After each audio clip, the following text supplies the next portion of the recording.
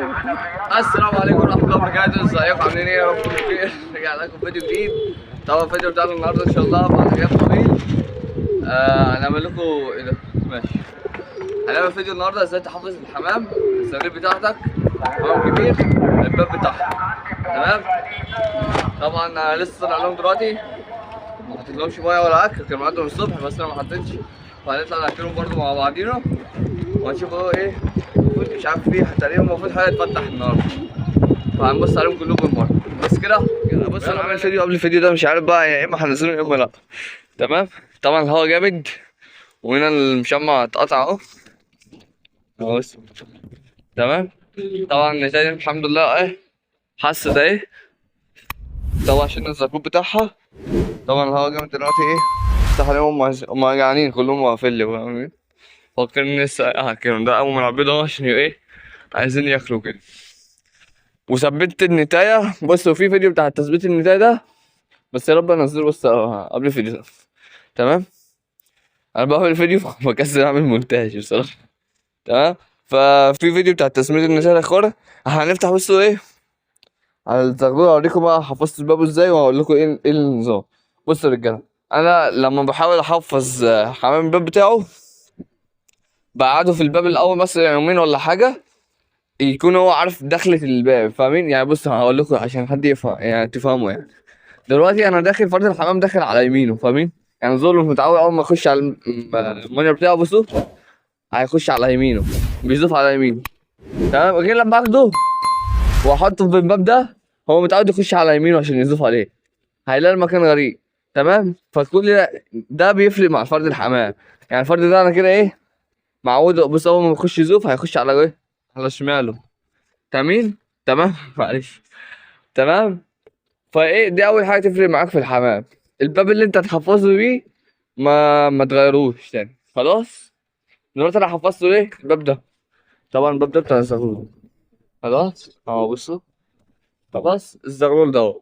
دلوقتي انا لما افتح عليه وكده هيهوي ومش هيخش دلوقتي الا في ايه في المغربيه. احنا دلوقتي الساعه داخله 5:15 شبه كده، داخلين يعني على الفطار. كل سنه وانتم طيبين. فاحنا هنفتح عليه هيهوي يقعد يرفرف شويه ويتنطط كده. هو لسه ما اتنططش بس ايه هنشوفه النهارده هيعمل ايه. خلاص. وطبعا ثبتنا النتايه السودا دي زي ما قلت لكم. والمفروض الفرد ده يفتح النهارده مش عارف لسه تقريبا لسه مفتحش. طبعا ما فضلش الفرد الدكر ده لوحده وده كذلك. الدكر ده احنا ماشيين معاه بالعلاج صحيا بقى كويس، بس لسه عايزين مثلا ايه يعني يزوفوا كده فاهمين. فاحنا هنبدأ نفتح على الفرد اهو. بسم الله. دي اول خطوة. انت حفظت الباب جوه قعد يومين ولا حاجة. تمام. حافظ الباب وعارف ايه شكل الباب بتاعه. تمام.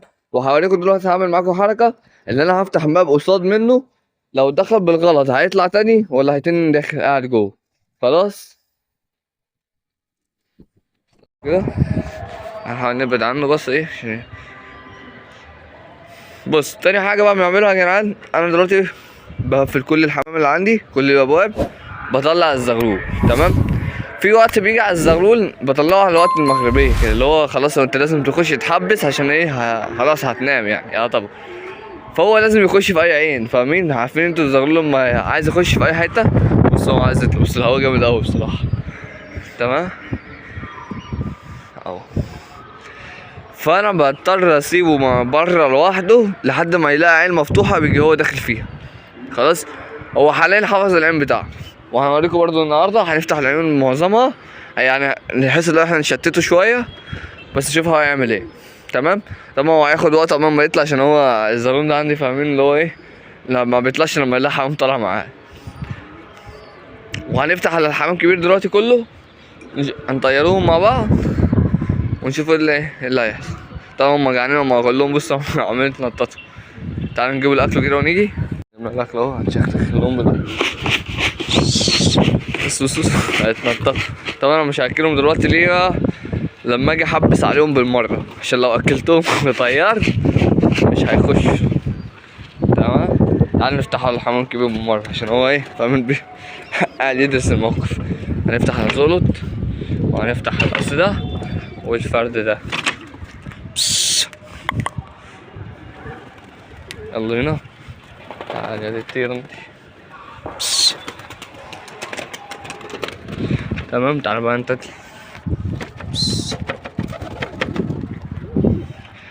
النتاية بتاعته بقى يا جدعان ما بتطيرش عشان لسه ايه فاهمين، لازم انا اللي ارميه. انا عايزها تقوم معاهم.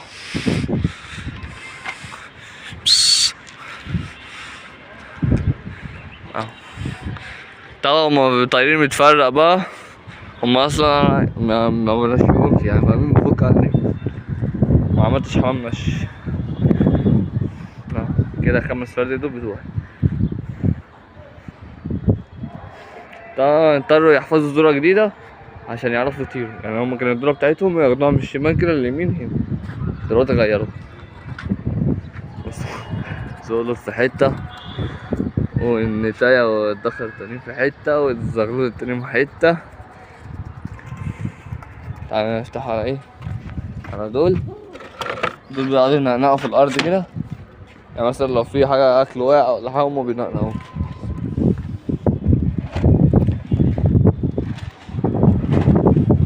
بس عادي تدوير أكل هو غلط بحيث لو في أيام شتا والجو الساقع وكده وفي رطوبة في الأرض ومية، هما كانوا في الأرض ويعني في زبل عليه وكده، فده بيبقى غلط عليهم. بس يعني الأرضية ناشفة يعني كويس تمام. هما راحوا فين بقى؟ أنا معانا فين أنا مش شايفهم. هما ساعات بيقعدوا لوحديهم كده يعني. بص مفيش الفرد اهو التانيين اهو فرد. في فرد شقلباظ اهو يا جدعان، ده مش بتاعي. الفرد الاسود الشقلباظ ده مش بتاعي، الفرد بتاعي اهو راح فين. بص دول القص التانيين، بص راح فين. استنى انا الفرد الاسود بتاعي ماشي خلاص. ودول القص دول بتوعي، ولا بتاع الزقلط ولا زقلط. فرد الشقلباظ ماشي اهو. بص هتحط ولا ايه. لا هو جامد على فكرة. بس حط تاني خلاص يا رجالة. طبعا هما كلهم جعانين، ادي الزغلول طالع اهو.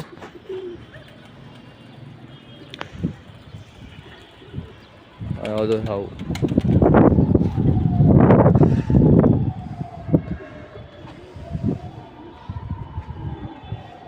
طبعا برضه مش هاكلهم دلوقتي، استنى يعني اعمل معاكم الفيديو ده شويه واقعد معاهم بتاع 10 دقايق كده، وبعدين احط لهم الاكل احبس عليهم بالمره، عشان لو كلوا طلعوا مش هيخشوا دلوقتي خالص. بس التيرا طبعا حفظتها الباب بتاعها. الدخل بقى بيجري وراها ليه بقى، اللي هو فاهم عايزين يدخلها المانيور بتاعها يعني، اللي هي تحصل وكده. طبعا بص زول ومراته حافظين الباب بتاعهم. طبعا ساب الباب مفتوحة برضه نلخبط ايه الزغلول وكده. وطبعا التيرا دي ايه حفظنا لها بابا. طبعا هو غالبا كتير يعني، في الغالب هو مش هيخش دلوقتي، ده هو مصدق فاهمين. والفرد ده الاسود اللي هو التاني ده ابن اللي هما بيعملوا يجروا ورا بعض دول، ده بقى غيتي غتاتة في الباب بتاعه، يعني هو حافظ الباب بتاعه وبيخش على مزاجه فاهمين. يا دوبك انت تقرب من الباب خلاص انت راح تقفله اهو، يجي هو فاهمين يطير كده، يهب منك، يهب فيك مرة واحدة متعرفش تمسكه. يعني هو بيخش الباب بتاعه وبس، لو دخل يمسكني.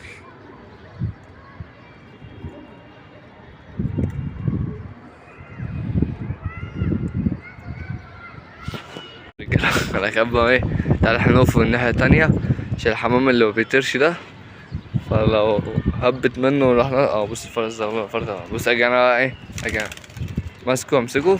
بصي انا رديت شوية عشان دي حاسسها كانت هتهب مني دلوقتي. انا هخليني واقف هنا بقى عشان ما يجوش هنا.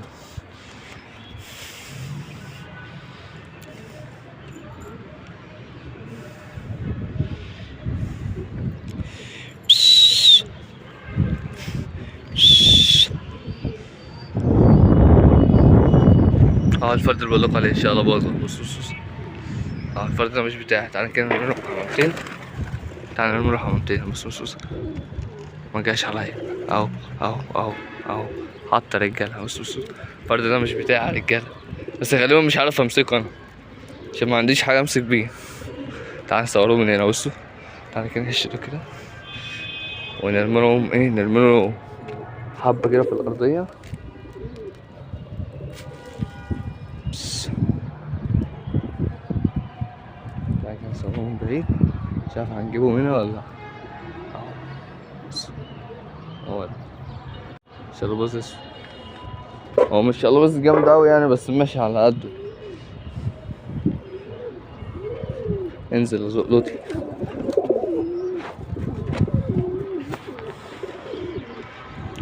انا متلهم حبيتين في الارض عشان ينقروا يعني، هو يشوفهم وينزل عليهم. لو حبس يبقى ربنا بيحبنا، يبقى بالمرة واحنا بنصور يعني.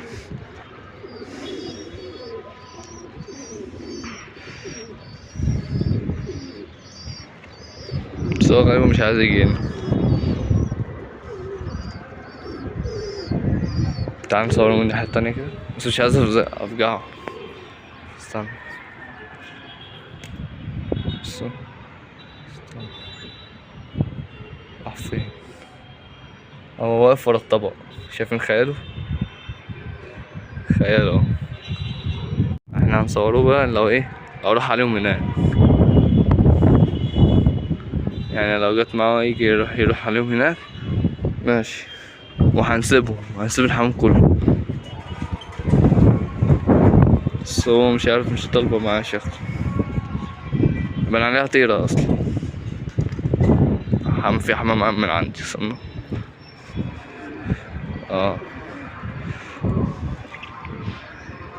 لا ما امشي، ده زولت اللي دخل بيطرقع اهو.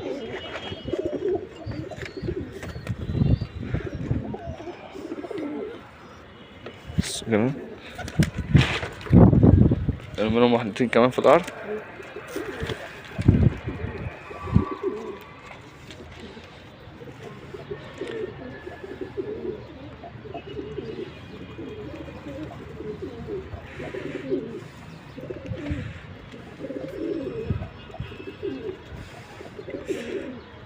يعني محاولة مني لمسك فرد حمام. طبعا انا مش هعرف امسك حمام خالص في الطار، ولا هعرف اثبته في حاجة هنا، فاهمين؟ مش عارف هو فين واقف. هو لسه واقف يا رجالة، انا شفته. انا عايز اطمنه المكان، فاهمين؟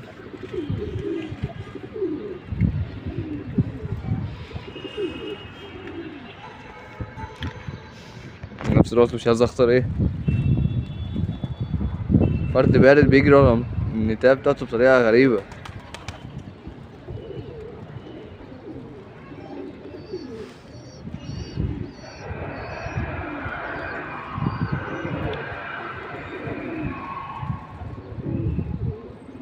بص انا هقفل معاكم في الفيديو دلوقتي، لو حصل حاجة هصورها. طبعا انا كنت بتلخبط بينه وبين الزرول ده. افصل برضه ما فيش حاجة حصل، بس هو واقف يعني. هما بصوا انا داخل وحبسه تمام. حدفت لهم واحدتين هنا جوه، فانا هقفل عليهم دلوقتي. مش عارف بقى الفرد جه ما جاش الباب بيعلق تمام. والله هنا برضه حبس، ودول دخلوا وطلعوا تاني.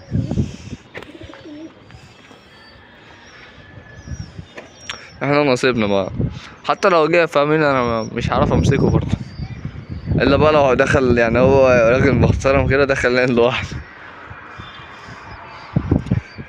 بصوا ازاي الفرد ده برضه انا لما عاوز احبسه حط له حاجتين اكل كده. بصوا بصوا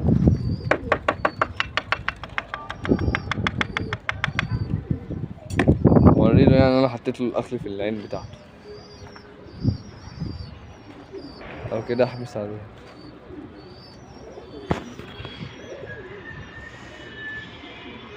انا رميت واحدتين دول على اساس لو اشوفهم يعني لو جاني ينزل، بس مش عارف بقى ايه النظام. هو حتى ما بيقربش، فاهمين؟ هو يعني بيريح وبعدين هيجي نطت مرة واحدة. تعال نرمي واحدتين كمان احنا وحظنا.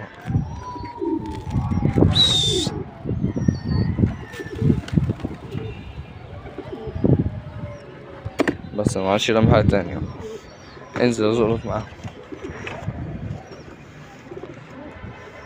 انت اللي جابك هنا، ها؟ ده بيتك ده؟ لو كملت الفيديو يبقى حصل حاجة فردية، لو ما كملتش يبقى ده كده نهاية الحلقة. عالم ايه هنعرف نمسكه ولا لا.